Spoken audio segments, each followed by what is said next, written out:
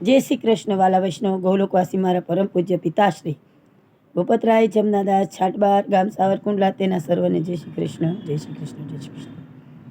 संजोगो विकट होय त्यारे सुंदर रीते केम जीवવું તે મને શીખવવાલા। બધી બાબતો અવળી પડતી હોય ત્યારે હાસ્ય, જોકે મને દીધું જ છે મારા પ્રભુએ, હાસ્ય અને આનંદ હેમ ન ગુમાવવા તે મને શીખવજો। કામ અતિશય મુશ્કેલ લાગતું હોય ત્યારે ખંતથી તેમાં લાગ્યા કેમ રહેવું તે મને શીખવ। કઠોર ટીકાઓનો વરસાદ હોય,